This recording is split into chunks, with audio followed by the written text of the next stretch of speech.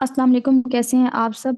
अ, आज वाला जो हमारा लेक्चर इसको स्टार्ट करने से पहले कल एक कंफ्यूजन जो मैंने आपके लिए छोड़ी थी उसको क्लियर कर दूं। कल मैंने एक शेर बताया था आपको कि आदमी को मुयस्सर नहीं इंसान होना। ये शेर किसका है? मैंने आपको बोला कि ये शेर असदुल्ला गालिब का है और आपने मुझे बताना है मिर्जा गालिब और असदुल्ला गालिब में क्या फर्क है। कोई फर्क नहीं है, एक ही बंदे के दो नाम है। मिर्जा गालिब जो है ना, उनका जो असल नाम है वो असदुल्ला गालिब है। तो असदुल्ला गालिब है या मिर्जा गालिब है, एक ही बात है। अच्छा, उसके बाद हमारा जो आज नंबर 1 क्वेश्चन है, इसमें लिखा हुआ है रईसुल एहरार किस शायर को कहते हैं। ये लक़ब है, आपने बताना है किसका टाइटल है। मौलाना मोहम्मद अली जौहर का टाइटल है। अल्लामा इकबाल ने एमए की डिग्री किस सब्जेक्ट में की? फिलोसफी में की।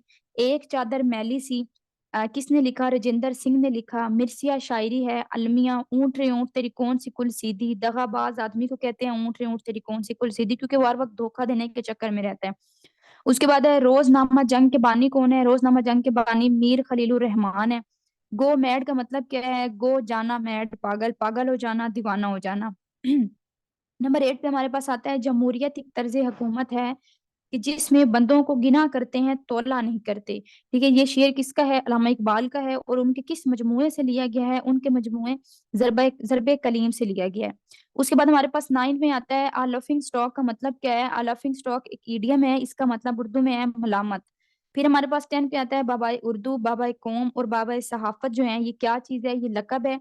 तो आपको पहले भी बताया, अब दोबारा बता रही हूँ। लकब वो होता है जो कौम की तरफ से मिलता है, खिताब वो होता है जो गवर्नमेंट की तरफ से मिलता है, और कुनियत वो होता है जो आपको आपके पेरेंट्स की निस्बत से बुलाया जाता है। उसके बाद है बांगे-दारा में बच्चों के लिए कितनी नज़में हैं? बांगे-दारा में बच्चों के लिए 7 नज़में हैं। फिर आता है शशो पंज में पढ़ने का। जो शशो पंज में पढ़ना, ये क्या है? मुहावरा है या रोजमर्रा है? तो ये मुहावरा भी है और ये रोजमर्रा भी है। फिर हमारे पास आता है मिसवाक क्या है? मिसवाक इसमें आला है। उमुल अलूम क्या है? उमुल अलूम इल्म सर्फ है। ये ग्रामर वाले लेक्चर जो है वहां पे डिटेल में पढ़ाया हुआ है। उसके बाद हमारे पास आता है टोकरे पर हाथ रह जाना। टोकरे पर हाथ रह जाना का मतलब है भरम रह जाना।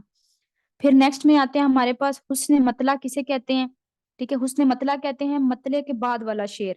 ठीक है, पहला शेर मतला होगा, जो उसके बाद दूसरा शेर आएगा उसे हम कहेंगे हुस्न मतला। फिर आता है पेनी वाइस पाउंड फुलिश का मतलब क्या है? जाट गन्ना न दे, भैली दे। फिर हमारे पास आता है ऐसी नज़म जिसमें मुतअद्दिद बंद हों और हर बंद में मुतअद्दिद मिसरे हों। मतलब एक ऐसी नज़म जिसमें ज्यादा सारे बंद हों और हर बंद के अंदर ज्यादा सारे मिसरे हों, तो उसे हम क्या कहेंगे? उसे हम मसमत कहेंगे। मीम सीन मीम तो मसमत। फिर आता है नज्म का मुतजाद क्या है? नज्म का मुतजाद है नस्र। ठीक है, मुतजाद मतलब एंटोनिम है। उर्दू के पहले शायर कौन है? यहाँ पे पहले लिखा हुआ है, ठीक कर लीजिएगा। पहले शायर अमीर खुसरो हैं। फिर हमारे पास आता है टूट बटूट नज़म जो है, ये किसने लिखी? सूफी तबस्सुम ने लिखी। अब्र निसा का मतलब क्या है? अब्र निसा का मतलब है बर्फबारी। थ्रो थिक एंड थिन का मतलब क्या है? थ्रो थिक एंड थिन का मतलब है थिक मोटा, थिन पतला हो गया। ठीक है, थ्रो थिक एंड थिन मतलब कि हर हाल में। फिर हमारे पास आता है मुन्नू भाई किसका नाम है? मुन्नू भाई मुनीर अहमद कुरैशी का नाम है। मुनीर से मुन्नू याद रख लेना है। इब्ने खताब क्या है? अब इसके साथ इब्ने लगा हुआ है, मतलब ये कुनियत की बात हो रही है। उसके बाद है जीवे जीवे पाकिस्तान किसने लिखा? जीवे जीवे पाकिस्तान जो है जमीलुद्दीन ने लिखा। पेट काटना का मतलब क्या है? पेट काटना का मतलब है मुश्किल से गुजर बसर करना। चोर की दाढ़ी में तिनका, ये क्या है? ये मुहावरा भी है और जरबुल मिस्र भी है। हाइको का तल्लुक कहाँ से था? हाइको का तल्लुक जापान से था। अल्लामा इकबाल का मिजार कहाँ पर है? लाहौर में है। पकाई खीर हो गया दलिया। खीर पकाई थी लेकिन वो दलिया बन गई, मतलब बना बनाया काम जो है वो बिगड़ गया। दो गज जमीन भी ना मिली कोहे जार में, ये शेर किसका है? बहादुर शाह जफर का शेर है। ठीक है, उनको अपने वतन के अंदर जमीन नहीं मिली, वो दूसरे इलाके में तदफीन है, तो तब उन्होंने ये शेर बोला जब वो जेल में थे। अच्छा, उसके बाद है मिली और कौमी शायरी के बानी कौन है? अल्ताफ हुसैन हाली हैं। फिर आता है दरिया को कूजे में बंद करना का मतलब क्या है? दरिया को कूजे में बंद करना मतलब अल्फाज को तफसील मुख्तसर अल्फाज में तफसील को बयान करना। मतलब कि आपके पास एक बहुत सारी तफसील है, जैसे आपके पास प्रेसी होती है। आपके पास पैराग्राफ वो आपको देता है, वो आपको कहता है इसको प्रेसी बनाए, तो आप उसको समराइज करके लिख दो। ठीक है, तो अब यहाँ पर भी यही है कि आपके पास एक बड़ी टेल में बात है और आपने उसको मुख्तसर करके बयान किया है, तो उसको हम कहेंगे दरिया को कूजे में बंद करना, जिसे हम कहते हैं लुकैनिक स्पीच। उसके बाद नेक्स्ट हमारे पास आता है 32 के ऊपर। इस गाली की वजह शोहरत क्या थी? गाली की वजह शोहरत थी उर्दू शायरी। फिर 33 पे हमारे पास आता है कि खिलना खुलना किसी पे क्यों मेरे दिल का मामला, शेरों के इंतखाब ने मुझे किया। ठीक है। अब वो यहाँ पे कह रहे हैं कि मेरे दिल का मामला किसी पर नहीं खुलना था, लेकिन मैंने जो शेर मुंतखब किए हैं, शेर चुने हैं, उन्होंने मुझे रुसवा कर दिया, उन्होंने मुझे बदनाम किया। ये शेर किसका है? ये असदुल्ला गालिब का है। फिर वही बात पीछे वाली, असदुल्ला गालिब है, मिर्जा गालिब है, एक ही चीज है। पीछे पढ़ाया भी है मैंने आपको इनके बारे में। उसके बाद नेक्स्ट हमारे पास आता है, दर्द दिल के वास्ते पैदा किया इंसान को, वरना तात के लिए कुछ कम न थे करो बयां। के अल्लाह ताला की तात के लिए रिश्ते कम न थे, दर्द दिल के लिए इंसान को पैदा किया गया है। ये शेर किसका है? ये ख्वाजा मीर दर्द का है। आपने दर्द से दर्द याद रख लेना है। उसके बाद है माइट इज राइट का मतलब क्या है? माइट इज राइट का मतलब है जिसकी लाठी उसकी भैंस। फिर 36 में हमारे पास आता है, शाहजहां ने उर्दू का कौन सा नाम तजवीज किया था? शाहजहां ने उर्दू का नाम उर्दू मुअल्ला तजवीज किया था। जबूर अजम जो है ये अल्लामा इकबाल का कलाम है। ये कब शाया हुआ? उनकी बुक है 1927 में शाया हुई। उसके बाद हमारे पास आता है किल्लत का मुतजाद। किल्लत का मतलब होता है बहुत कम। इसका एंटोनिम हम बताएंगे कसरत, यानी बहुत ज्यादा। उसके बाद है सरदार भशन का किरदार सादत हसन मंटो के किस अफसाने से मिलता है? टोबा टेक सिंह से मिलता है। अब वो आपसे ये भी पूछ सकता है टोबा टेक सिंह जो है वो किसका अफसाना है? वो सादत हसन मंटो का अफसाना है, ठीक है, जिसमें किरदार है सरदार भशन का।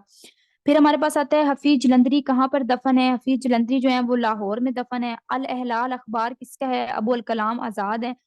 1913 में पहला एशियाई जिसे नोबल इनाम मिला रविंद्रनाथ को मिला। फिर 43 में हमारे पास आता है शेर है, आपने बताना है शेर किसका है? हमने माना कि तगाफुल न करोगे लेकिन, ये शेर है मिर्जा गालिब का। 44 पे फिर शेर आता है, मेरा तरीक अमीरी नहीं फकीरी है, खुदी न बेच फरीबी में नाम पैदा कर। ये शेर किसका है? अब देखिए इसमें तो सिंपल पता चल रहा है, खुदी। खुदी की बात आ गई तो खुदी की बात किसने की थी? अल्लामा इकबाल ने की थी। ये फिलोसफी अल्लामा इकबाल की है। तो ये शेर किसका हुआ? अल्लामा इकबाल का हुआ। उसके बाद 45 पे आता है, टू ब्लू वांस ट्रम्प। इसका मतलब क्या है? ये भी इडियम है। इसका मतलब है अपने मुंह में मिट्ठू बनना। मैंने आपको पहले भी बताया, जरबुल मिस्ल या मुहावरा जो होता है वो ही, मोस्टली जरबुल मिस्ल जो होती है ना वही उसका आंसर होता है इडियम का। 46 पे हमारे पास आता है, नक्शे फरियादी है किसका? शोखे तहरीर का। ये भी शेर है, आपने बताना है कि ये शेर किसका है। नक्शे फरियादी है किसका? शोखे तहरीर का। ये शेर भी गालिब का है। कायद आजम क्या है? लकब है, खिताब है, कुनियत है? कायद आजम लकब है क्योंकि उन्हें कौम की तरफ से दिया गया था। 48 पे आता है, अल्लामा इकबाल की शायरी की पहली किताब कौन सी है? उनकी शायरी की पहली किताब इसरार खुदी है। फिर नेक्स्ट हमारे पास आता है 49 के ऊपर। 49 में कहते हैं कि मुगल बादशाह बहादुर शाह जफर का अताली कौन था? इब्राहिम जोग था। ऐसा फेल जिसमें जब तक फाइल के साथ साथ मफूल ना आए जुमला बामैनी नहीं बनता। मतलब कोई ऐसा फेल जब तक हम उसके साथ फाइल नहीं लगाएंगे, कोई भी ऐसा फेल जब मतलब फाइल उसके अंदर है लेकिन हमने उसके साथ मफूल भी लगाना है, अगर हम मफूल नहीं लगाएंगे तो हमें वहां से कंप्लीट सेंस नहीं मिलेगा। तो उसको हम क्या कहते हैं? उसे हम कहते हैं फेल मजहूम। ठीक है, दोबारा बता देती हूँ कि कोई भी ऐसा फेल जिसमें फाइल के साथ साथ मफूल, फाइल तो लगाया हुआ है लेकिन उसके साथ हमने मफूल भी लगाना है। अगर हम मफूल नहीं लगा रहे, जुमला सेंटेंस नहीं जो है वो कंप्लीट सेंस नहीं दे रहा, तो वो मजहूम नहीं है। लेकिन जब हम मफूल लगाएंगे वो कंप्लीट मैनी देगा, फिर हम उसे क्या कहेंगे? फेल मजहूम। ग्रामर के लेक्चर में डिटेल में भी पढ़ाया हुआ है, फाइल क्या होता है, मफूल क्या होता है, फेल क्या होता है, सारी चीजें वहां पे देख लीजिएगा। उसके बाद आता है जदीद नसर का बानी कौन है? जदीद नसर का बानी सर सैयद अहमद खान है। उस्ताद मंगू का किरदार मंटो के किस अफसाने से मिलता है? नए कानून से मिलता है। अब इसमें भी वही चीज आपसे पूछ सकता है, नया कानून जो है वो किसका अफसाना है? वो मंटो का अफसाना है। ठीक है, और उसी के अंदर उस्ताद मंगू जो है उसका किरदार भी मिलता है। उसके बाद हमारे पास आता है निदाइया क्या है? निदाइया का मतलब होता है खिताब करना। निदाइया क्या है? निदाइया का मतलब होता है खिताब करना। आज के लिए इतना ही था। अपना ख्याल रखिएगा, दुआओं में याद रखिएगा। अल्लाह हाफिज।